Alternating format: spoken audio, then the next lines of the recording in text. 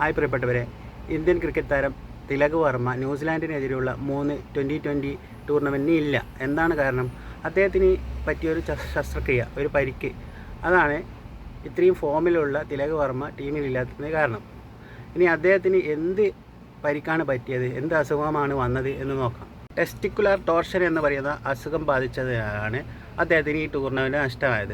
വിജയ Hazare trophy tournament നടന്നുകൊണ്ടിരിക്കുമ്പോഴാണ് അദ്ദേഹത്തിന് കഠിനമായ വയറുവേദന വരികയും ഈ ടെസ്റ്റിക്കുലർ ടോർഷൻ എന്ന് പറയുന്ന അസുഖം കണ്ടുപിടിച്ചതും ശസ്ത്രക്രിയയ്ക്ക് വിധേയനായതും. എന്താണ് ടെസ്റ്റിക്കുലർ ടോർഷൻ എന്ന് നോക്കാം. ആണുങ്ങളുടെ റീപ്രൊഡക്റ്റീവ് അവയവങ്ങളാണ് ഈ ടെസ്റ്റിക്കിളും പെനിസും ഒക്കെ.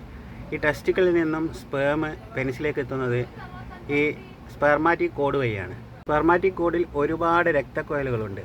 അപ്പോൾ അത് ട്വിസ്റ്റായാൽ, അത് ചുറ്റി വരിഞ്ഞാൽ, ഈ വെള്ളം പോകുന്ന പമ്പ് ചുറ്റി വരിഞ്ഞാൽ എങ്ങനെയാണ് ഉണ്ടാവുക, അതുപോലെയാണ് ഉണ്ടാവുക. രക്തം ഈ ടെസ്റ്റിക്കിളിലേക്ക് എത്തില്ല. ഈ ടെസ്റ്റിക്കിൾ നശിച്ചു പോകാനും സ്പേം പ്രൊഡക്ഷനൊന്നും പിന്നെ നടക്കില്ല. ഇത് സന്താന ഭാഗ്യം ഇല്ലാതാക്കാൻ അത് കാരണമാകും. കായിക താരങ്ങൾക്ക് മാത്രം വരുന്ന ഒരു അസുഖമല്ല, ആർക്ക് വേണമെങ്കിലും എപ്പോൾ വേണമെങ്കിലും വരാവുന്ന ഒരു അസുഖമാണ്.